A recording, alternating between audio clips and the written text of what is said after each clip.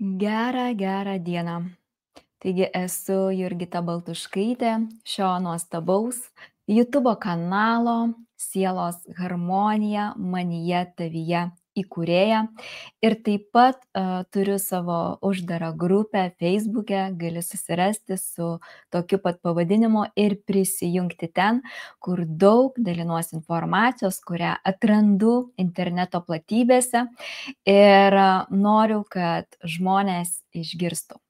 Šiandien iš tikrųjų ateinu pakalbėti ir pasidalinti ir padėti tau suvokti, kodėl visada gyvenime pas tave tiek daug chaoso, kodėl tu pyksti ant kažko, kodėl esi nepatenkintas, kodėl nori kariauti su kažkuo, o kodėl galbūt džiaugiuosi ir priimi viską taip, kaip yra.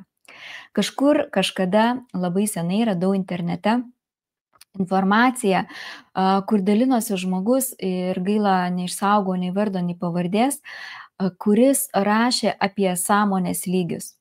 Ir tada perskaičiusi, aš iš tikrųjų taip nustebau ir supratau, kad visi mes žmonės ir ypač šeimos nariai, mes esam skirtingose sąmoningumo lygmenyse.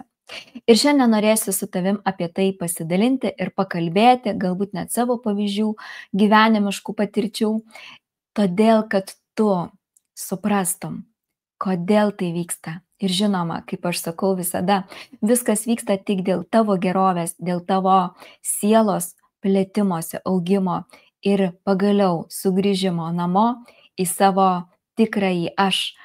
Ar ne, tai yra susijungimą su savo tikrąja esatimi, su savo siela. Taigi bus 7 lygiai sąmonės, kuriais aš pasidalinsiu ir vat pajausk, kuriame lygmenyje esi tu. Na ir žinoma, mielai bus, jeigu komentare pasidalinsi, uždėsi laiką ir pakalbėsi galbūt savo istoriją, kaip tau padėjo galbūt pereiti iš vieno lygio į kitą, arba ką teko praeiti, kad mes galėtumėm vieni kitus įkvėpti.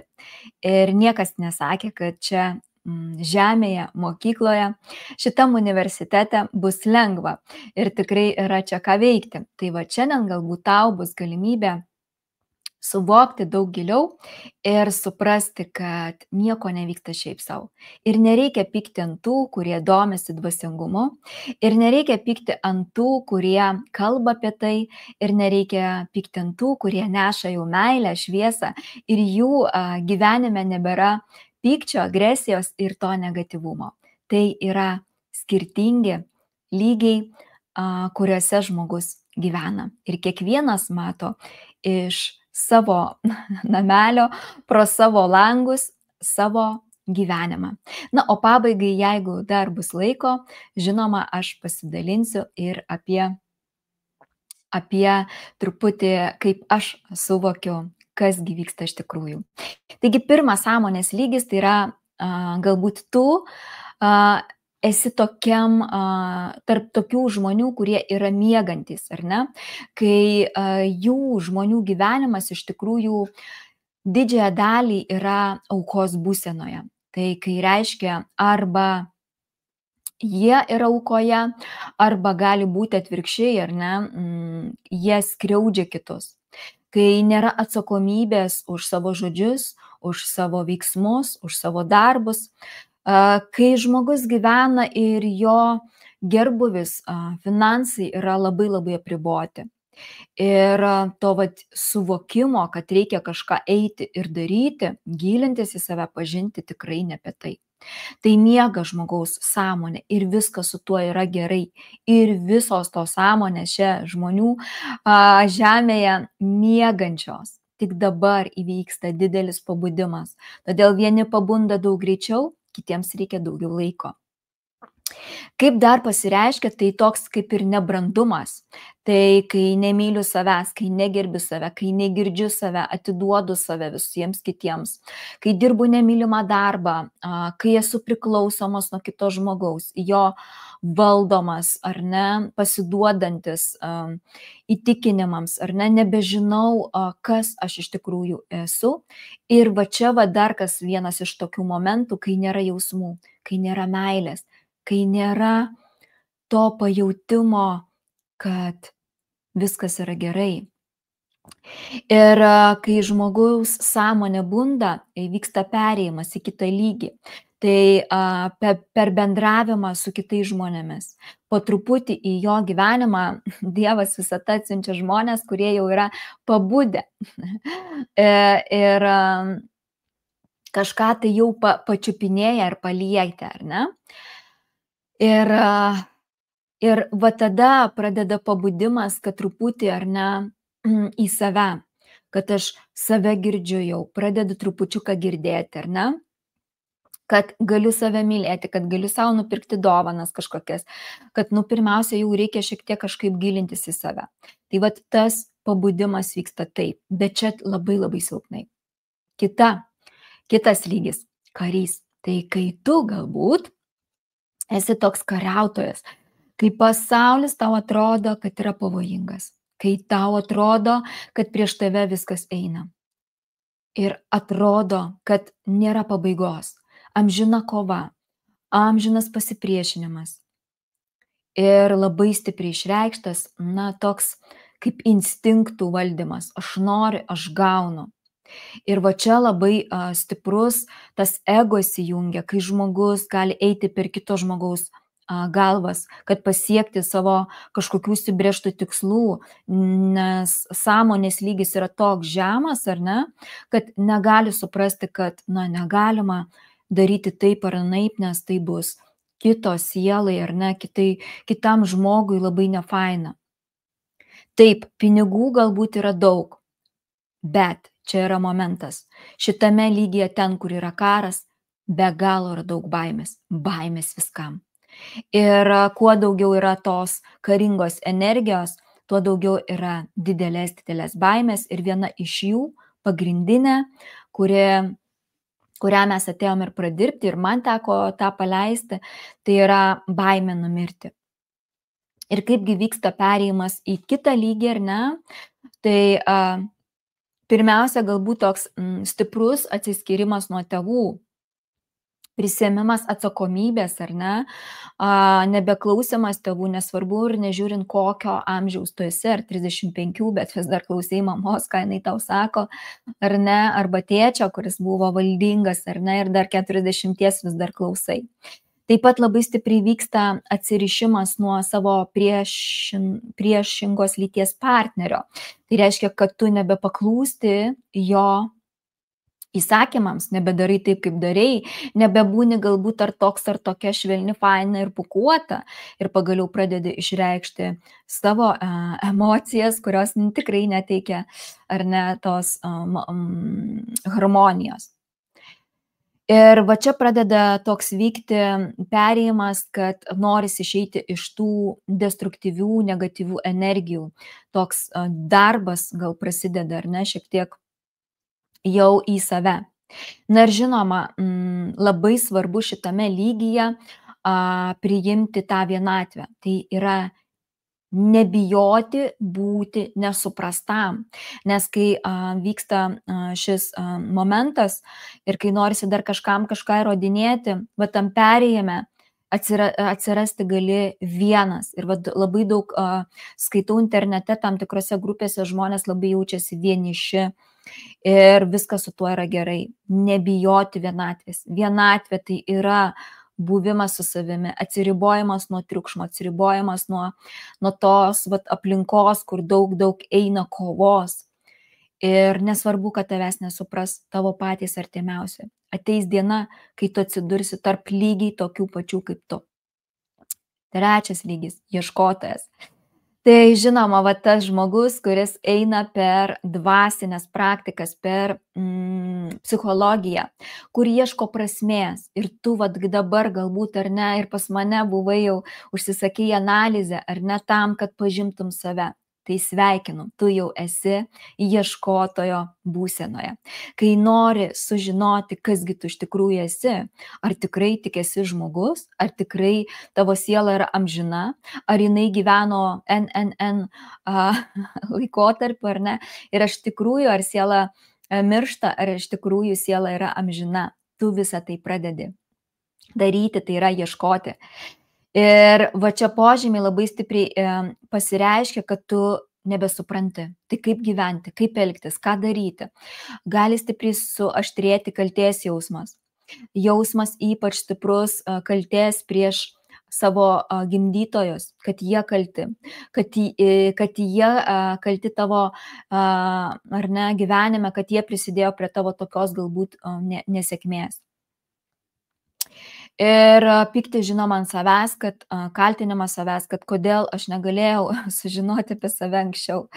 Ir viskas gerai, ir man tai buvo, ir aš tada atsimenu irgi savęs klausiau, nu tai kodėl aš ten prieš 10 metų ar 15, bet nejau pažinti savęs, kodėl aš taip savęs neieškojau. Tai žinok, kad viskas, kas vyksta tavo gyvenime, vyksta pagal aukščiausią Dievo planą, pagal tavo sielos užrašytą visą kelią. Ir tai yra geriausia, kas gali būti. Gali būti šiuo laikotarpiu, kad noras keisti savo veiklas, tai noras išbandyti ir patirti vieną veiklą, patirti kitą jausmą, pajausti, kas tau tinka ir kas tau nepatinka. Ir gali būti momentas, kad momentų gali likti ir be pinigų. Žinok, kad vis tiek, jeigu liksi ant nulio, vis tiek tau Dievas kitą dieną atsiųs pinigus, nes tu jau gimei, argi turėdamas pinigų srautą, kaip tu gimei turėdamas kvėpavimą, kur tau nereikia mokėti pinigų, kad tave kažkas išmokytų kvėpuoti, ar ne, kaip tau nieks nemokė, kada reikia atsikelti, kai kūnas pats nueina miegoti poilsio naktį, ar ne, ir atsikelia. Viskas yra. Ir tas perėjimas į kitą sąmonės lygį labai vyksta turbulencija, na tokia su transformacijom giliom, ar ne, su diskomforto pajautimu, tai yra išėjimas iš komforto zonos. Tai, prie ko buvai labiausia prisirišęs, prie ko buvai labiausia pripratęs, tave iš ten tiesiog visą tai išvers. Tai buvo lygiai tas pats ir su manimi, tai ir su darbu, kuris mane teikė džiaugsmo, kuris viduje kunkuliavo ir sakė, reikia kažką daryti, reikia kažkur eiti, ir tą dariau ir bandžiau ir ėjau, nagus lakavau ir blakstienas auginau ir norėjau dar daug visko išmokti ir patirti, ir visą tai patyriau, kol atradau tai, kas man teikia jau komforto jausmą. Taigi 4 lygis - asmenybės. Ką tai reiškia? Tai jau stiprus pabudimas, kai tu pradedi atsirasti ir būni toje harmonijoje, kai tu supranti, kad viskas tavo gyvenime formuojasi taip, kaip turi būti. Reiškia, pasitikė aukštesnėje jėga, ar ne, pasitikė vedliai savo, ar ne, ir labiausia, kas čia vyksta, tai pasitikėjimas savimi, kad tau visada pasiseks. Ir kad pasaulis tave jau pradeda rūpintis, kad jis tau rodo ženklus, laikrodžio, pavyzdžiui, ar ne, pasikartojančius skaičius matai, arba ant automobilio skaičius. Va čia formuojasi tas toks vedimas, ar ne, kai tu matai jau iš pasaulio tokius kaip ženklus. Ir tada tavo kaip asmenybės formavimasis, kuris eina per harmoniją, meilę jau, ar ne, atsivirinėja širdies čakrą, tai yra tu priimi pasaulį ir supranti, kad pagal Dievo planą ten, kur vyksta karas, yra teisinga, ten, kur vyksta potviniai, yra teisinga, ten, kur išsiveržia kažkokias tai lava, ar ne, ugnikalniai ir gaisrai vyksta, ten irgi yra viskas teisinga. Na ir kas dar, va šituo momentu, kai atsiveria tavo širdies čakra, labai geras jausmas, labai faina, iš širdies norisi padėti kitiems žmonėms. Ir va čia galbūt ateina momentas, kai tu nori daugiau gauti žinių, daugiau informacijos, lyg taptum kažkoks kaip mentorius, lyg tavęs kažkas ateina paklausia, ar ne, ir atsiveria jausmai, tu pradedi suprasti kito žmogaus gyvenimą, kad jis irgi panašiai praeina savo kelią, gal aišku, vieniems daugiau tenka iššūkių, kitiems mažiau. Ir žinoma, va čia ego visiškai darosi, na, toks šiek tiek silpnesnis, ar ne, šiek tiek lengvesnis, bet aišku, čia dar tas ego irgi stipriai veikia. Ir va tas perėjimas vyksta, kai supranti, kad visi žemėje yra lygus. Tiek prezidentas, tiek šlavėjas gatvės, tiek, nežinau, įmonės vadovas arba kažkokios tai kitų pareigų atstovas, visi mes čia esam lygus, tik tai atliekame savo vaidmenis, ar ne, savo rolės. Ir tas perėjimas vyksta, kai tu supranti, kad nebereikia nieko vertinti, kad nebereikia lyginti vieni su kitais, ar ne, arba save iškelti aukščiau už kitus. Ir tada ateini į tą momentą stebėtoją. Tai yra įsijungia momentas, kai tu stebi, kaip žmonės kalba, ką jie kalba, kaip jie elgesi, kaip pačiam nelengvose gyvenimo situacijose iš šono į save stebi ir pamatai, kad šitas patirtis tavo reikalingos tavo sielos evoliucijai, tavo giliam suvokimui. Ir tada tu supranti, kad nieko nevyksta šiaip savo, ar ne, viskas vyksta taip, kaip ir turi būti. Ir vat kai įsijungia tas stebėtojo režimas, tada tu pereini į žaidėją. Labai čia aš kažkada gerai sulyginau su aktoriumi, ar ne? Tai žmogus, kuris supranta, kad jis tampa savo gyvenimo žaidėju, jis tampa savo gyvenimo tuo aktorium, ar ne, ir jis gali jau pradėti valdyti savo galės, nes atsivirinėja tokie stiprūs pajautimai, stiprūs suvokimai ateina, ar ne, kaip viskas šitam mūsų gyvenime, šitoje mokykloje yra, ar ne, sukurta. Ateina dar daugiau džiaugsmo ir gyvenimas tada pradeda dar dėliotis lengviau, paprasčiau, džiaugsmingiau, atsiranda daugiau džiaugsmo, atsiranda dar daugiau dėkingumo, atsiranda dar daugiau suvokimo ir, žinoma, atleidimo. Atrandama daugiau naujų galimybių, tai yra prasiplečia matymas, išbandoma tai, kas nebuvo išbandyta, ar ne.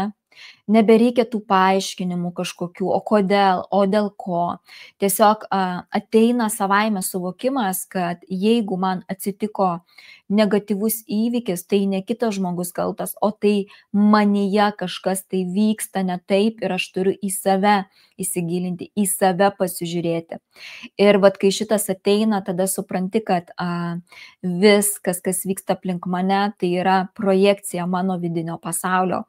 Tik žmonės ateina kaip tie žibintai ir apšviečia tavo, ar ne, sakykime, tavo vidų, kurio tu galbūt nepriėmė ir bijai priimti.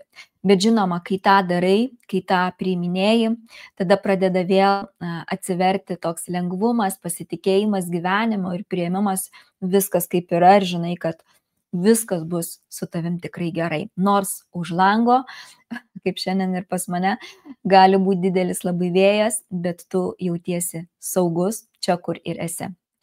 Šeštas sąmonės lygis tai stebukladarys. Na, kai žmogus sąmonė tiek išsiplečia, kad jisai supranta, kad jo mintys turi galią.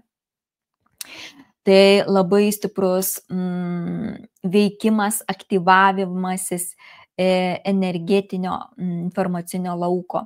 Ir visi žmonės tą gali daryti, tai yra susijungti su srautu, su dieviškąja energija, ar ne, ir su žemės energija ir gauti informaciją. Ir kam tai pavyksta, žmonės, ar tu galbūt daugiau kalbi, galbūt rašai kažką, kuri eiles, kuri muziką, galbūt tapai, ar ne, netgi čia irgi gali jau pasireikšti. Ir tada supranti, kad tu esi toks stebukladarys, na, kitaip sakant, magas, kad gali kurti savo mintimis savo realybę. ir suvoki, kasgi iš tikrųjų yra tikroji meilė. Tai yra šitame lygyje atsiveria toks didelis meilės jausmas viskam - medžiui, paukšteliui, gyvūnėliui, daiktui, netgi tam, kur tau atrodė, kad kažkada jis yra negyvas, bet tai yra irgi gyva materija, tai yra kvantinė fizika, tik tai iš kitų ten tų visų dalių sudėta. Bet visa esmė yra tame, kad viskas yra kaip gyva. Ir vat čia svarbiausia, kad ar ne, šeštoje jau supranti, kad tu ir esi ta meilė. Na ir žinoma, perėjimas vyksta tada, kai tu jau pereini į kūrėjo poziciją, tavo sąmonė tiek išsiplečia, kad tu viską pradedi kurti. Tau nebereikia nieko kažkur žiūrėti, tau nebereikia su nieko lygintis. Tu supranti, kad per tave teka labai stipri kūrybiška energija, labai daug kūrybos. Tai va žmonės pradeda, pavyzdžiui, piešti, tapyti, kurti, dainuoti, šokti, nežinau, labai labai daug tokių dalykų daryti, ko anksčiau niekada nedarė. Ir tai rodo, kad stipri yra tekanti kūrėjo energija. Ir tokia sąmonės galia atsiveria, kad žmogus gali viską kurti pats, ko tik tai nori. Ir moka kurti ne tik tai minčių galia savo žodžiais, bet labai supranta, kaip vyksta tas valdymas, kaip jis savo mintimis ar pozityviamis ar negatyviamis, ar žodžiais, ar neteigiamais, ar neigiamais, jis viską valdo. Todėl ir sakoma, jau šitame lygyje atsargiai kalbėk, atsargiai linkėk ir atsargiai svajok. Nes kiekviena mintis tikrai gali labai labai greitai išsipildyti. Na ir turbūt pati aukščiausia sąmonės lygis tai yra šaltinio, tai kai žmogus čia gyvena labai didelėje harmonijoje, tyloje su savimi ir priėmimu viskas, kas čia vyksta. Jo nebegali niekas išmušti iš vėžių. Taip stipriai kaip kažkada, galbūt reakcija yra, bet į tai žiūrės su meile ir dėkingumu. Ir energija srautasis yra toks didelis ir toks stiprus, kad tik tai vien tik mintį paleidus, iškart teka tos šaltinio energijos. Ir va čia ateina į žmogaus gyvenimą labai didelis atsipalaidavimas, pasitikėjimas kūrėju, pasitikėjimas savo likimu ir žinojimas, kad tai, kas šiandien yra, bus rytoj dar geriau. Arba žinojimas, kad jeigu šiandien darau kažką gerą, vertingą kitam žmogui, tai žmogus tada supranta, kad poryt bus dar geriau. Žodžiu, energija teka be galo lengvai ir paprastai. Taigi, užbaigiant pokalbį ir labai neišsiplečiant, pasidalinsiu savo savaitės didelę praktiką. Minėjau, gal ne, kad turėjau galimybę būti tyloje. Tai reiškia, mano aplinkoje, mano namuose nebuvo žmonių ir aš skyriau labai daug laiko savo. Ir mane labai dar stipriau patraukė į sakralinės geometrijos piešimą. Ir kuo daugiau aš nėriau į šį meną, kuo daugiau piešiau simbolių, kuo daugiau susijungiau su visata. Ir žinoma, šalia manęs lygiai taip pat buvo tam tikros audio pamokos, kurių aš klausiausi. Man labai davė gilų suvokimą, kad viskas, kas vyksta visoje šitoje mūsų mokykloje, mūsų visų bendras tikslas - išeiti į ramybę, į tylą su savimi. Tai yra su ta savo esatimi, kur nebėra jokių kažkokių disharmonijų. Ten, kur yra labai ramu ir gera. Ir tai nėra lengva tikrai. Ir bandžiau netgi pabūti tamsoje ir sutelkti daugiau laiko į tai, pajausti, ką kūnas jaučia, kaip energija teka. ir kaip aš pati jaučiuosi. Ir kaskart po visų šitų praktikų supratau, kad kuo daugiau žmogus praleis laiko tyloje, toje vienatvėje, tuo daugiau bus stebuklų. Tai reiškia, kai mes susijungiam su savo esatimi tyloje, mes įjungiam savo vibracinį lauką tos kibirkšties ir tai, kas mes ir atėjom, iš ko mes sudėti, ką mes atsinešėm, dovanas tas visas, jos automatiškai suvibruoja aukšta energija ir kaip magnetas pritraukia į gyvenimą teigiamus dalykus. Ir dabar turbūt tu klausaisi manęs ir klausi savęs, o kaipgi to pasiekti. Tai nereikia nieko specialiai daryti, reikia tiesiog leisti savo būti tame, kur tu esi sąmonės lygmenyje ir priimti visus aplink save tokius, kokie jie ir yra. Todėl, kad dažniausia iš mano visų patirčių ir istorijų supratau, kad žmonėms, kuriems duota ateiti iki 7 lygio sąmonės pabudinimo, bent jau 6, tebūnie taip, didžioji dalis šeimos narių yra pačiose žemiausiose sąmoningumo lygiuose. Todėl, ko labiausiai tau palinkėsiu, kai tu atversi širdį, mylėti savo artimą taip, kaip myli savo, pavyzdžiui, kiekvieną kūno dalį. Nes tai, ką matai kitame, tai yra tavyje. Ir kai tu priimsi savo ir šviesiąją, ir tamsiąją pusę, tu suprasi, kad visi šitie žmonės buvo reikalingi tik tam, kad apšviestų tavo tamsą ir tu išgrynintum tą tiesą. Todėl dabar ir vyksta tas stiprus tiesos ir išėjimas iš melo, iš iliuzijų pasaulio, tai, kas buvo mums įkalta į galvas, įdiegta ir su įvairiausiais būdais, įvairiausiais įrankiais galima visą tai padaryti. Todėl noriu tave pakviesti birželio 26 dieną gyvai susitikimą ir perduosiu tau simbolius, paslaptis apie sakralinę geometriją, pasinersim į gilę aukštų vibracijų meditaciją ir tu galėsi nutapyti savo gausos žvaigždę. Išduosiu pagal numerologiją tokią paslaptį, kur harmonizuos tavo net 8 gyvenimo sritis, tai yra pagerins. Jeigu tu tai darysi ir dar žinoma mes įkrausim ar ne tą meno kūrinį, kuris vėliau kabės tavo kambaryje ir spindės būtent tą intenciją.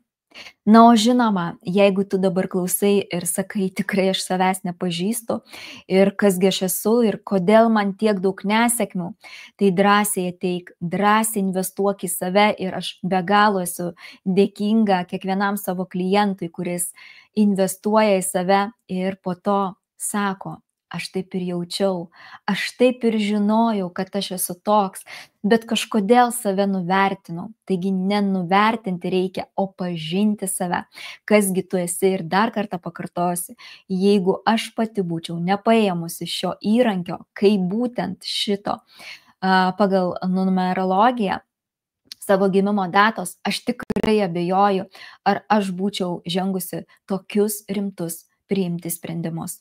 Taigi viskas, kas vyksta tavo gyvenime, vyksta pagal tavo sielos evoliuciją tam tikrų laikų ir su tam tikrais žmonėmis. Taigi jeigu tau rezonavo šis nuostabus podcastas ir atliepė tavo širdį, mielai lauksiu tavo pasidalinimo ir galbūt netgi žinai, kam tai būtų aktualu išgirsti, suprasti ir prisidėsi prie plėtimosi, mielai tau iš anksto būsiu dėkinga. Tegu žinios apskrieja tas sielas, kurios pasiruošusios išgirsti. Ir jeigu tavo vidus dar vis pyks, kad kodėl aš tik tai 2 ar 3, tai žinok, kad tu tikrai esi teisingam kelyje ir tave visą tą atvedė pas mane arba pas kitus žmonės, tik tai tam, kad tu po kažkurio laiko pakiltum į aukštesnį sąmonės lygį. Yra geriau kažką daryti, negu nieko nedaryti.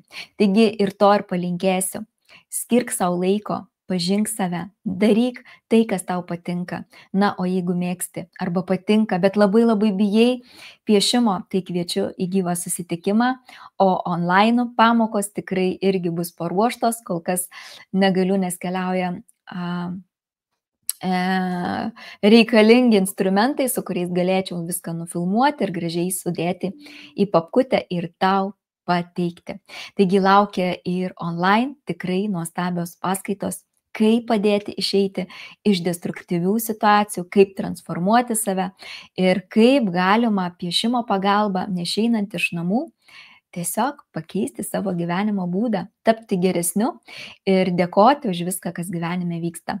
Taigi linkiu tau nuostabios, pasakiškos, stebuklingos, magiškos dienos ir patikėk, kad viskas, kas šiandien yra tavo gyvenime, tikrai viskas yra nuostabu ir rytoj bus dar nuostabiau. Iki kito susitikimo.